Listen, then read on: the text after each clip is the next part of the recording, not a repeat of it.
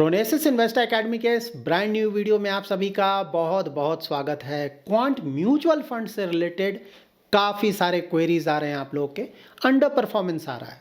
तो इस वीडियो में हम डिटेल में जानेंगे कि क्या सही में अंडर परफॉर्मेंस है, और अगर क्वांट के फंड्स में अंडर परफॉर्मेंस है तो वो क्यों आ रहा है, और फ्यूचर में हम किस तरह का परफॉर्मेंस इन फंड से एक्सपेक्ट कर सकते हैं।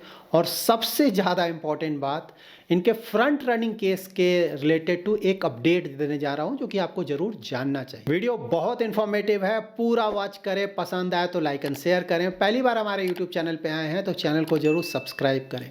सबसे पहले परफॉर्मेंस चेक कर लेते हैं। क्वांट के जो डाइवर्सिफाइड फंड्स हैं, सेक्टर और थीमेटिक फंड्स हैं और हाइब्रिड फंड्स हैं, सभी का परफॉर्मेंस चेक कर लेते हैं। बेंचमार्क के मुकाबले परफॉर्मेंस कैसा चल रहा है, क्लियरली पता चल जाएगा ना अंडर परफॉर्मेंस है या नहीं है, अगर है भी तो कितना है। तो यहाँ पे डाइवर्सिफाइड फंड्स का आप डिटेल चेक कर सकते हैं ना। लार्ज कैप नया फंड है, बेंचमार्क के आसपास ये रिटर्न है। Large and mid cap fund का तो परफॉर्मेंस रिलेटिवली बेटर बोलेंगे आप, क्योंकि सारे होराइजन्स में अपने बेंचमार्क को बीट कर रहा है। फ्लेक्सी कैप देखें, रीसेंट टाइम्स में अंडर परफॉर्मेंस है, लास्ट 1 ईयर में अंडर परफॉर्मेंस आया है। क्वांट एक्टिव फंड का अंडर परफॉर्मेंस बहुत ज़्यादा है। लास्ट 1 ईयर देखिए ना, बेंचमार्क ने ऑलमोस्ट 11% का रिटर्न दिया, इस फंड ने 5% से भी कम का रिटर्न दिया है। 3 ईयर में भी बेंचमार्क को बीट नहीं कर पा रहा है। मिड कैप, स्मॉल कैप, यहाँ भी अंडर परफॉर्मेंस है लास्ट 1 ईयर का। वैल्यू फंड का परफॉर्मेंस ठीक है। ELSS फंड का बहुत ज़्यादा अंडर परफॉर्मेंस है, 4% से भी कम का रिटर्न लास्ट 1 ईयर, जबकि बेंचमार्क ने 10+ का रिटर्न दिया, 10% प्लस का। और फोकस्ड फंड का भी अंडर परफॉर्मेंस है। तो देखिए, डाइवर्सिफाइड फंड्स में तो बिल्कुल सही बात है कि अगर रीसेंट टाइम्स का परफॉर्मेंस देखें तो यहाँ पे बहुत ज़्यादा अंडर परफॉर्मेंस है। अब यहाँ पे हम देख लेते हैं इनके सेक्टर और थीमेटिक फंड्स का परफॉर्मेंस। यहाँ भी देखिए परफॉर्मेंस पहले के मुकाबले ना, अगर BFSI देखिए बहुत ज़्यादा अंडर परफॉर्म कर रहा है। बिजनेस साइकिल का ठीक ठाक परफॉर्मेंस है। कमोडिटीज़ फंड का परफॉर्मेंस बहुत अच्छा है। ESG का परफॉर्मेंस ठीक है। हेल्थ केयर अंडर परफॉर्म कर रहा है, बहुत ज़्यादा अंडर परफॉर्म कर रहा है। जब भी मैं अंडर परफॉर्म बोल रहा हूँ ना, तो बेंचमार्क के मुकाबले आप परफॉर्मेंस देखिए, उससे आपको पता चलेगा। जैसे health care last 1 year benchmark का रिटर्न है 29% प्लस, जबकि इस फंड का रिटर्न 17% से भी कम है। इसलिए मैं बोल रहा हूँ अंडर परफॉर्म कर रहा है और बहुत ज़्यादा। इंफ्रास्ट्रक्चर फंड का ठीक है performance. Manufacturing fund again under performance है अच्छा खासा। मोमेंटम फंड का परफॉर्मेंस ठीक है। क्वांटामेंटल फंड का भी अंडर परफॉर्मेंस है और टेक फंड का भी अंडर परफॉर्मेंस है। अब यहाँ पे देख लेते हैं इनके हाइब्रिड फंड्स का परफॉर्मेंस। एब्सोल्यूट फंड इनका एग्रेसिव हाइब्रिड फंड है, यहाँ भी लास्ट 1 ईयर में अंडर परफॉर्मेंस आ रहा है। मल्टी एसेट का बेंचमार्क का परफॉर्मेंस मुझे नहीं मिला था, बट हाँ परफॉर्मेंस ठीक ठाक है यहाँ पे। डायनेमिक फंड भी नया फंड है, लेकिन इनका ही परफॉर्मेंस ठीक है। देखिए, तो यहाँ पे ज़्यादातर क्या हमें देखने को मिल रहा है ना कि रीसेंट टाइम्स का अंडर परफॉर्मेंस है, शॉर्ट टर्म का अंडर परफॉर्मेंस है। क्योंकि पहले तो परफॉर्मेंस बहुत अच्छा हुआ करता था, तो अभी भी मीडियम टू लॉन्ग टर्म का परफॉर्मेंस अच्छा है। वेरी शॉर्ट टर्म में प्रॉब्लम आ रहा है। अब वेरी शॉर्ट टर्म में देख लेते हैं कि एग्जैक्टली कहाँ से ये वेरी शॉर्ट टर्म में प्रॉब्लम आ रहा है। तो देखिए यहाँ पे आपको पता चलेगा। AUM वाइज ये देखिए इनके बड़े फंड्स हैं ना, active fund, small cap fund और ELSS फंड। तो देखिए यहाँ पे ना YTD देखिए, 1 मंथ देखिए, 3 मंथ देखिए, 6 मंथ देखिए। 6 मंथ में देखिए कितना ज़्यादा अंडर परफॉर्मेंस है। तो मोस्टली जब मार्केट में प्रॉब्लम स्टार्ट हुआ ना, मतलब देखिए सितंबर तक तो मार्केट टॉप पे था, उसके बाद से जब मार्केट वोलाटाइल हुआ, थोड़ा गिरने लगा, वहाँ से ऐसा लग रहा है कि इसका प्रॉब्लम बहुत ज़्यादा बढ़ा है इन फंड्स का। नाउ हम क्वांट म्यूचुअल फंड के इन्वेस्टमेंट स्टाइल, इन्वेस्टमेंट स्ट्रैटेजी के बारे में थोड़ा समझ लेते हैं, ताकि समझ में आएगा कि भाई फ्यूचर में किस तरह का परफॉर्मेंस यहाँ से हम एक्सपेक्ट कर सकते हैं। तो देखिए, क्वांट कैपिटल ने 2018 में स्कॉट्स म्यूचुअल फंड को खरीदा था, ठीक है। तो क्वांट म्यूचुअल फंड रिलेटिवली एक नया फंड हाउस है। तो ऑल्दो इसका रिटर्न आपको दिखता है ना 7 ईयर, 10 ईयर, ये सब लॉन्ग टर्म का रिटर्न दिखता है, लेकिन वो मोस्टली स्कॉट्स म्यूचुअल फंड का है। 2018 में ही उसे खरीद कर क्वांट म्यूचुअल फंड बना है, ठीक है। और ऑफ कोर्स उस समय तो कोई खास परफॉर्मेंस था नहीं, ठीक है। लेकिन इसका परफॉर्मेंस कहाँ से आया? देखिए, कोविड के समय इंडियन स्टॉक मार्केट्स बुरी तरह से गिरा था, सभी को पता है। उसके बाद बहुत तेज़ी से वापस भी आया। तो क्वांट म्यूचुअल फंड का परफॉर्मेंस भी वहीं से है। उससे पहले अगर आप देखेंगे ना उन डेट्स पे परफॉर्मेंस, तो कोई खास आपको देखने को नहीं मिलेगा। तो इतना ज़्यादा परफॉर्मेंस कैसे आया? एक तो कि उस समय बुल रन स्टार्ट हुआ इंडिया में, ठीक है। और बुल रन में भी देखिए क्वांट म्यूचुअल फंड का EVM बहुत छोटा था, मतलब आगे मैं आपको शो करूँगा। तो जब भी आपका EVM बहुत छोटा होता है तो नथिंग टू लूज़ ना, अगर आप बहुत ज़्यादा रिटर्न जनरेट करेंगे तभी आपके पास ज़्यादा से ज़्यादा इन्वेस्टर्स आएंगे, और रिटर्न अच्छा नहीं आएगा तो ऑफकोर्स नहीं आएंगे। तो इन्होंने उस समय क्या किया कि बहुत ज़्यादा रिस्क लिया, ठीक है, और बहुत ज़्यादा रिस्क लेकर बुल मार्केट में बहुत ज़्यादा रिटर्न भी जनरेट किया, सालों तक वेरी हाई रिटर्न। एक समय तो क्वांट स्मॉल कैप फंड का रिटर्न 200% प्लस था 1 ईयर का। हाँ, और एक दो और फंड्स थे, मतलब जाए क्वांट, उनका तो 100% प्लस रिटर्न था बुल रन के समय, वो कोविड के बाद ह्यूज रिटर्न्स। और बाकी कैटेगरीज के जो दूसरे फंड्स थे ना, टॉप फंड्स, उनके मुकाबले बहुत ज़्यादा रिटर्न आ रहा था। तो देखिए इन्होंने क्या किया उस समय कि ना, कोविड के बाद आपको याद होगा आईटी और फार्मा का उस समय परफॉर्मेंस बहुत अच्छा चला, ठीक है, कुछ समय तक। उसके बाद फिर डाउन वाले इन कुछ समय बहुत अच्छा परफॉर्मेंस हुआ, और ज़्यादातर म्यूचुअल फंड कंपनीज ने वहाँ पे इन्वेस्टमेंट किया और अच्छा खासा रिटर्न भी आया। तो क्वांट ने ऑफ कोर्स आईटी और फार्मा में तो इन्वेस्ट किया है, लेकिन इसके साथ साथ मेटल और स्पेशलिटी केमिकल में भी अच्छा खासा इन्वेस्टमेंट किया। और जनरली ज़्यादातर म्यूचुअल फंड कंपनीज का पोर्टफोलियो चेक करेंगे ना, स्टॉक पोर्टफोलियो, तो मेटल्स और स्पेशलिटी जो केमिकल के स्टॉक्स होते हैं, ज़्यादा एक्सपोजर आपको देखने को नहीं मिलेगा, क्योंकि वो बहुत ज़्यादा रिस्की माने जाते हैं, इसलिए एक्सपोजर लेंगे भी तो बहुत कम लेंगे। लेकिन उस समय इन्होंने बहुत बड़ा एक्सपोजर लिया और इनका परफॉर्मेंस भी बहुत अच्छा था। मेटल स्टॉक्स ने बहुत अच्छा किया, स्पेशलिटी केमिकल स्टॉक्स ने बहुत अच्छा किया। तो इस तरह से वेरी हाई रिस्क लेकर, और उसमें इन्होंने चर्निंग भी, मतलब चर्निंग तो आपको पता है यहाँ पे चर्निंग बहुत ज़्यादा होता है, मतलब इस स्टॉक्स का बाय एंड सेल बहुत होता है, ठीक है। तो जहाँ भी देख रहे हैं कि रिटर्न ज़्यादा आ रहा है, वहाँ पे अपना इन्वेस्टमेंट करें, और रिटर्न जनरेट भी किया। तो क्रेडिट तो जाता है उस समय, ठीक है, बहुत ज़्यादा रिस्क लिया, लेकिन रिटर्न भी जनरेट किया, सालों तक वेरी हाई रिटर्न। बहुत ज़्यादा रिस्क लेकर रिटर्न बहुत ज़्यादा जनरेट करा, ये बहुत सही बात है। लेकिन यहाँ पे बात ये है कि भाई ये मोस्टली मोमेंटम स्टाइल को फॉलो कर रहे हैं। मोमेंटम इसलिए क्योंकि ये चर्निंग बहुत ज़्यादा कर रहे हैं, मतलब जिन स्टॉक्स में लग रहा है कि भाई अच्छा रिटर्न आ रहा है वहीं पे जा रहे हैं, बाकी सब बेचकर निकल जा रहे हैं। इसको मोमेंटम स्टाइल ऑफ इन्वेस्टिंग ही बोलते हैं। और इस तरह के जो भी फंड्स होते हैं या स्टॉक्स होते हैं, वो जब मार्केट बहुत अच्छा करेगा तो रिटर्न्स बहुत ज़्यादा जनरेट करेंगे, लेकिन मार्केट जब वोलाटाइल होगा या जब गिर रहे होंगे तो फिर वहाँ पे बहुत बुरा होता है उन स्टॉक्स के साथ या फिर उन फंड्स के साथ। वही यहाँ पे देखने को मिल रहा है आपको, ठीक है। देखिए क्वांट का बोलना था ना, मतलब आगे मैं दिखाऊंगा उनका इन्वेस्टमेंट स्टाइल, स्ट्रैटेजी क्या है, कि फिलॉसफी क्या है, कि भाई कोई भी मार्केट कंडीशन हो, हम ज़्यादा चर्निंग करेंगे, हम वैसे स्टॉक्स में इन्वेस्ट करेंगे जो कि ज़्यादा रिटर्न जनरेट करे कोई भी मार्केट कंडीशन में। बात सही भी है ना, अभी भी देखिए मार्केट ख़राब है, बिल्कुल सही बात है, लेकिन इस मार्केट में भी आपको कुछ फंड्स मिल जाएंगे जो कि बहुत ज़्यादा रिटर्न जनरेट कर रहे हैं, ठीक है। लेकिन क्वांट के साथ क्या हुआ कि क्वांट ने पहले तो बहुत ज़्यादा रिस्क लेकर रिटर्न जनरेट किया, एयूएम बहुत बड़ा कर लिया, बहुत सारे इन्वेस्टर्स आ गए, और उसके बाद नेचुरली देखिए जब आपका एयूएम थोड़ा बड़ा हो जाता है ना, तो फिर आपको संभल कर चलना होता है। अब आपको डर लगता है कि अगर बहुत ज़्यादा रिस्क लिया, फंड के साथ कुछ हो गया, तो जो आए हैं इन्वेस्टर्स भाग जाएंगे। भागने में ज़्यादा टाइम नहीं लगता। जैसे देखिए क्रिकेट के टर्म्स में अगर आप देखें ना, तो एक होता है इंडिया का पिच, एक होता है ऑस्ट्रेलिया का पिच। बहुत सारे प्लेयर्स होते हैं ना, इंडिया में खेलेंगे तो ना लाइक हर एक बॉल पे वो 4 मारेंगे, 6 मारेंगे, क्योंकि यहाँ पर फ्लैट पिचेज है। लेकिन जब आप ऑस्ट्रेलिया के पिच पे जाएंगे तो यही सेम बैट्समैन वहाँ बॉल को टच भी नहीं कर पाएंगे ना, बाउंसर्स आता है वो ऊपर से निकल जाता है, ठीक है। तो ये पिच का अंतर है, ठीक है ना। सेम बैट्समैन सेम है, लेकिन जब पिच बदल जाता है तो उसका परफॉर्मेंस भी बदल जाता है। क्वांट के साथ मोस्टली अभी तक यही हुआ। पहले के वीडियोस मैंने यही बताया था कि जब मार्केट गिरेगा तब देखना पड़ेगा, अगर वहाँ पे इसने परफॉर्मेंस अच्छा दिया तब क्रेडिट देना पड़ेगा कि भाई डिफरेंट मार्केट साइकिल्स में ये खुद को सस्टेन कर पा रहा है। लेकिन जब जैसे ही मार्केट साइकिल चेंज हुआ, वोलाटाइल हुआ, गिरने लगा, तो इनका परफॉर्मेंस बिल्कुल डाउन हुआ। इसलिए डाउन हुआ कि यहाँ पे ये सेफ प्ले के लिए चले गए, ठीक है। इनका जो नेचुरल प्ले था वो था फ्रंट फुट पे ना 4 और 6 लगाना, ठीक है। तो जैसे ही मार्केट कंडीशन चेंज हुआ, इन्होंने पूरा सेफ्टी ले लिया। इनका पोर्टफोलियो देखेंगे तो आपको पता चलेगा। और उस सेफ्टी के चक्कर में जो भी स्टॉक्स इन्होंने खरीदा, उसमें से कुछ स्टॉक्स में बहुत ज़्यादा एक्सपोजर ले लिया, और उन स्टॉक्स का परफॉर्मेंस बिल्कुल भी नहीं आ रहा है, और इसीलिए इनका इतना ज़्यादा अंडर परफॉर्मेंस है। आगे जब हम इन फंड्स का पोर्टफोलियो चेक करेंगे ना, स्टॉक पोर्टफोलियो, तो आपको क्लियरली पता चल जाएगा कि मैं क्या बोल रहा हूँ। बट हाँ, उससे पहले हम चेक कर लेते हैं फ्रंट रनिंग केस के बारे में। बहुत क्वेरीज आते हैं आप लोगों के ना, क्वांट के फ्रंट रनिंग केस का क्या हुआ, बहुत समय से चल रहा है। देखिए वहाँ पे एक अपडेट ये है कि संदीप टंडन और एचएनआई इन्वेस्टर ना, सुमाना है हैदराबाद से, तो इन्होंने सेबी के पास सेटलमेंट का ना रिक्वेस्ट दिया है कि भाई जो भी आप जांच कर रहे हो उस जांच को आप बंद कर दो, उसके बाद उसके बदले में कुछ आप पैसा ले लो, इसे सेटल कर दो।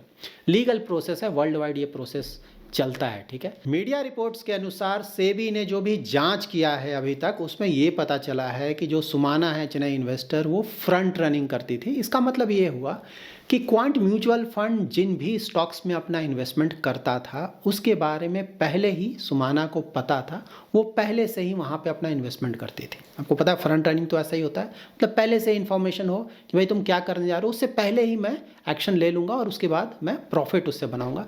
तो यहाँ पे 70 to 80 करोड़ के आसपास का प्रॉफिट बना है, यहाँ पे ये बोला जा रहा है। इस न्यूज़ से रिलेटेड बिजनेस वर्ल्ड का एक आर्टिकल है, उसे मैं कोट कर रहा हूँ, तो इस आर्टिकल का लिंक मैं डिस्क्रिप्शन में दे रहा हूँ, उसे आप पढ़ सकते हैं और आपको पता चल जाएगा कि एग्जैक्टली हुआ क्या है। नाउ हम डिटेल में जान लेते हैं ना इनके फंड्स के बारे में, कि भाई इनका इन्वेस्टमेंट स्टाइल, इन्वेस्टमेंट स्ट्रैटेजी क्या है उनके अनुसार, और उनके फंड्स में किस तरह का पोर्टफोलियो है, स्टॉक पोर्टफोलियो, ताकि रफली पता चल सके कि फ्यूचर में इन फंड से हम किस तरह का परफॉर्मेंस एक्सपेक्ट कर सकते हैं। यहाँ पे आप क्वांट म्यूचुअल फंड का फैक्ट शीट चेक कर सकते हैं, तो ये जैन 2025 का है। तो यहाँ पे जो भी डिटेल्स आपको मिलेगा ना वो 31 दिसंबर 2024 का मिलेगा। आप लोग हमेशा पूछते हैं कहाँ पे म्यूचुअल फंड्स का डिटेल्स चेक करें, तो जिस भी म्यूचुअल फंड कंपनी का आप डिटेल चेक करना चाहते हैं ना, उसके वेबसाइट पे जाएं और वहां से जो लेटेस्ट फैक्ट शीट है वहां पे आपको सारे डिटेल्स मिल जाएंगे। जैसे यहाँ पे मैं चेक कर रहा हूँ, तो देखिए क्वांट में एक तो कुछ पॉजिटिव भी है, सबसे पहले वो डिस्कस कर लेना। तो देखिए लास्ट वीडियो में मैंने आपको बताया था कि इन्होंने काफी सारे चेंजेस किए हैं। यहाँ पे देखिए काफी सारे फंड मैनेजर्स इन्होंने हायर किया है, क्योंकि इनका ईवीएम तो बड़ा हो गया, आइडियली इनके पास बहुत सारे फंड मैनेजर्स होने चाहिए जो कि नहीं थे पहले, बट हाँ इन्होंने करेक्टिव मेजर लिया है। तो यहाँ पे देखिए ना, मिस्टर लोकेश हैं, समीर हैं, आयुषा है, वरुण, राजीव है। क्वांट के इन्वेस्टिंग में सबसे ज्यादा इंपॉर्टेंट क्या है? टाइमिंग। देखिए सभी जगह आपको ये देखने को मिलेगा ना, टाइमिंग इज एवरीथिंग। तो मार्केट को टाइम करने में वो भरोसा रखते हैं, इसीलिए उनका जो चर्निंग है ना बहुत ज्यादा है, और इसीलिए इनके फंड्स बहुत बहुत ज्यादा रिस्की हैं। आपको पता है टाइमिंग करना मार्केट को बहुत ज्यादा डिफिकल्ट है, आप कितने भी बड़े एक्सपर्ट हो, हमेशा आपका टाइमिंग सही नहीं जाएगा। और टाइमिंग सही जाएगा सही बात, अच्छे रिटर्न नहीं जाएगा तो रिटर्न बुरी तरह से हिट हो रहे हैं, वही इनके साथ फिलहाल हो रहा है। और यहाँ पे देखिए बहुत इंपॉर्टेंट है इन्वेस्टमेंट फिलॉसफी। देखिए active being relevant comes by staying active. तो यहाँ पे क्या है कि अल्फा जनरेट करना है। यहाँ पे देखिए alpha belongs to active strategy, मतलब बहुत सारे चेंजेस करने हैं पोर्टफोलियो में और किसी भी तरह से अच्छा अल्फा जनरेट करना है, दैट इज बेंचमार्क को बीट करना है। उसके बाद देखिए ये भी बहुत इंपॉर्टेंट है, being relevant requires an absolute focus on returns. ठीक है, मार्केट कंडीशन कोई भी हो, कुछ भी चल रहा हो, इनको क्या करना है? रिटर्न जनरेट करना है इन्वेस्टर्स के लिए, ज्यादा से ज्यादा रिटर्न जनरेट करना है। उसके बाद है अनकंस्ट्रेन्ड पर्सपेक्टिव, किसी तरह का कोई लिमिटेशन नहीं है ना, इस इन सेक्टर्स में जाओ, इन फंड्स में जाओ, इन स्टॉक्स में जाओ, इस तरह का ना लिमिटेशंस खुद के यहाँ पे इन्वेस्ट नहीं करो, इस तरह का रिस्ट्रिक्शन ये नहीं रखते हैं। जहां भी इन्हें अच्छा रिटर्न्स दिखेगा कि फ्यूचर में अच्छा रिटर्न्स आ सकता है, वहां पे अपना इन्वेस्टमेंट करते हैं। तो मोस्टली इन्हीं चीजों के कारण इनका रिटर्न पहले बहुत अच्छा आया था, बट अनफॉर्चुनेटली अब इनका परफॉर्मेंस हिट हो रहा है क्योंकि मार्केट कंडीशन सब चेंज हो गए हैं। अब देखिए अगर इनका फंड वाइज देखेंगे ना परफॉर्मेंस, सबसे पहले तो एयूएम देख लेते हैं। देखिए कितना ज्यादा ग्रो हुआ है इनका। 2019 दिसंबर में 166 करोड़ था। स्कॉट्स म्यूचुअल फंड को जस्ट इन्होंने खरीदा था, 18 उसके बाद का है। उसके बाद देखिए इनका रिटर्न्स आने लगा फंड्स का। उसके बाद देखिए दिसंबर 2024 94,780 करोड़ का, बहुत सारे इन्वेस्टर्स आए हैं यहाँ पे। ग्रोथ देखिए कितना ज्यादा ग्रोथ आया है। यहाँ पे देखिए क्वांट स्मॉल कैप फंड इनका टॉप परफॉर्मर हुआ करता था, अब तो थोड़ा परफॉर्मेंस डाउन हुआ। देखिए पोर्टफोलियो सबसे इंपॉर्टेंट है, इनका पोर्टफोलियो चेक करें, सभी जगह पोर्टफोलियो चेक करें। ठीक है, रिलायंस इंडस्ट्रीज 9%। ऑलमोस्ट सारे फंड्स में, एक दो एक्सेप्शन शायद हो, लेकिन ऑलमोस्ट सारे फंड्स में आपको रिलायंस इंडस्ट्रीज ऑलमोस्ट 9% के आसपास मिल जाएगा इनके। जियो फाइनेंशियल देखिए ऑलमोस्ट 6%। उसके बाद अदानी में भी इनका एक्सपोजर चल रहा है, अदानी इंटरप्राइजेज में वो 2.3% का एक्सपोजर है। दो बड़ी बात यहाँ पे आपको हमेशा चेक करना है स्मॉल कैप में, देखिए लार्ज कैप में बहुत ज्यादा एक्सपोजर लेते हैं, 25.37%। ह्यूज। स्मॉल कैप में इतना बड़ा एक्सपोजर आपको जनरली दूसरे फंड्स में नहीं मिलेगा। यहाँ पे देखिए मनी मार्केट में अभी भी यहाँ पे अच्छा खासा एक्सपोजर है, मतलब 6.59%। ऑल दो ज्यादातर फंड्स में इन्होंने अब इन्वेस्टमेंट कर दिया है, पहले इन्होंने कैश में बहुत ज्यादा पैसा रखा था, अब ज्यादातर फंड्स हम देखेंगे नीचे इन्वेस्टमेंट कर दिया, लेकिन स्मॉल कैप में अभी भी थोड़ा इन्होंने कैश में रखा है। देखिए 2-3% तो रखना ही पड़ता है ना रिडम्पशंस के लिए, वो अलग बात है, लेकिन यहाँ पे थोड़ा ज्यादा इन्होंने रखा हुआ है। अब देखिए क्वांट ईएलएसएस, इसका ही परफॉर्मेंस सही नहीं चल रहा है। यहाँ पे पोर्टफोलियो, सिर्फ पोर्टफोलियो आप देखते चलिए ना नहीं, यहाँ पे रिलायंस आपको 9% प्लस, जियो 7.5%, अदानी पावर 7%, LIC ऑलमोस्ट 6%। और यहाँ पे भी मनी मार्केट में देखिए अच्छा खासा है ना, 5.62%। यहाँ भी इन्होंने कैश में पैसा रखा हुआ है। नीचे देखते हैं कौन सा फंड आता है, क्वांट एक्टिव फंड। यहाँ तो अंडर परफॉर्मेंस सबसे ज्यादा आ रहा है इनका। यहाँ पे देखते हैं पोर्टफोलियो कैसा, सेम पोर्टफोलियो ना, रिलायंस इंडस्ट्रीज अगेन 9% है, ITC 4.5%। नीचे जाएंगे जियो फाइनेंशियल, आपको यहाँ भी मिल जाएगा 3.4%, LIC यहाँ मिल जाएगा 3% प्लस। यहाँ PSUs में देखिए एक्सपोजर बहुत ज़्यादा इन्होंने रखा है, 16% के आसपास। फाइनेंशियल सर्विसेज 18% के आसपास। ऑयल एंड गैस तो नेचुरली रिलायंस से आ रहा है 12.5%। FMCG देखिए बहुत ज़्यादा एक्सपोजर है। तो FMCG आपको पता है ना परफॉर्मेंस नहीं आ रहा, तो वहाँ बुरी तरह से ये हिट हो रहा है।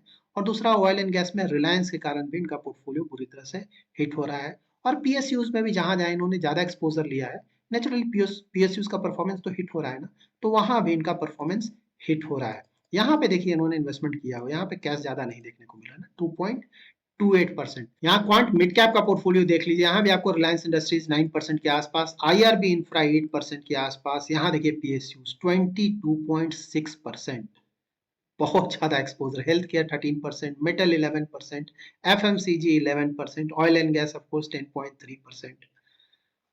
नीचे देखते हैं कुछ और पोर्टफोलियोज, यहाँ पे देखिए कैश ज्यादा नहीं है, 2.5%, मतलब कि इन्होंने इन्वेस्टमेंट किया हुआ है। अनफॉर्चुनेटली जब इन्होंने इन्वेस्टमेंट किया तो मार्केट इधर रिसेंट टाइम्स में फिर से गिर गया है, क्योंकि जैन में तो बहुत गिरा है ना, दिसंबर में इन्होंने इन्वेस्टमेंट किया पूरा। फ्लैक्सी कैप का देख लेते हैं, यहाँ पे कुछ अलग है क्या, तो यहाँ भी portfolio same, Reliance Industries, ITC, Adani power, Jio financial. और यहाँ भी आप इसका सेक्टर एलोकेशन चेक कर सकते हैं। देखिए इनका जिस तरह का पोर्टफोलियो है ना, नियर फ्यूचर में उसे देखकर नहीं लगता है कि कोई खास अच्छा परफॉर्मेंस आने जा रहा है, ठीक है। लेकिन हाँ, पहले इन्होंने रिटर्न जरूर जनरेट किया है। तो लेट्स होप कि जब यहाँ से मार्केट रिकवर करेगा ना, वहां पे एक बार देखना पड़ेगा। क्योंकि देखिए मार्केट जब डाउन हुआ तो इनका परफॉर्मेंस बिल्कुल नहीं आया, वहां पे तो बिल्कुल ये मान के चलना पड़ेगा कि फ्लॉप परफॉर्मेंस है, ठीक है। लेकिन हाँ, जब मार्केट अच्छा किया था पहले बुल रन में, उस समय इनका परफॉर्मेंस अच्छा था। तो मे भी देखना होगा टाइम देकर कि जब मार्केट यहाँ से रिकवर करता है उस समय इनका परफॉर्मेंस कैसा आता है। लेकिन जनरली पास्ट जब दूसरे म्यूचुअल फंड कंपनीज का परफॉर्मेंस देखें ना, तो एक बार परफॉर्मेंस डाउन हो जाता है, वो भी जब अच्छा खासा डाउन होता है, रिकवरी करने में थोड़ा टाइम लगता है। इमीडिएटली आप एक्सपेक्ट ना करें कि रिकवरी आ जाएगा। एग्जैक्टली कितना टाइम लगेगा, ऑफ कोर्स ये तो फंड मैनेजर्स के ऊपर डिपेंड करेगा कि किस तरह के चेंजेस करते हैं। क्योंकि इस मार्केट कंडीशन में भी तो कुछ फंड्स है ना जो कि काफी अच्छा परफॉर्मेंस दे रहे हैं, ऐसा नहीं कि सारा फंड्स ही खराब कर रहा है, ठीक। तो ये चाहे तो ऑफ कोर्स अगर सही से चर्निंग, क्योंकि ये तो चर्निंग करते हैं ना इन मोमेंटम स्टाइल, तो अगर सही स्टॉक्स को अगर सेलेक्ट किया जाए तो अभी भी रिटर्न जनरेट किया जा सकता है, लेकिन थोड़ा टाइम लगेगा। इमीडिएटली नहीं लगता है कि यहाँ पे कोई टर्न अराउंड होने जा रहा है। यहाँ पे quant large and mid cap का पोर्टफोलियो देख लिया, अगेन रिलायंस इंडस्ट्रीज, ITC। नीचे जाएंगे तो IRB इंफ्रा आपको मिल जाएगा, उसके बाद LIC मिल जाएगा, जियो फाइनेंशियल मिल जाएगा। यहाँ पे सेक्टर एलोकेशन देख सकते हैं, मार्केट कैप एलोकेशन चेक कर सकते हैं। देखिए ये बात तो बिल्कुल सही कि अगर कोई बहुत बहुत ज्यादा रिस्क लेकर क्वांट के फंड्स में इन्वेस्टमेंट करना भी चाहता है तो एक फंड सफिशिएंट है, एक इक्विटी फंड, उससे ज्यादा फंड में इन्वेस्टमेंट नहीं करें। एक तरह का पोर्टफोलियो आपको देखने को मिल रहा है ना।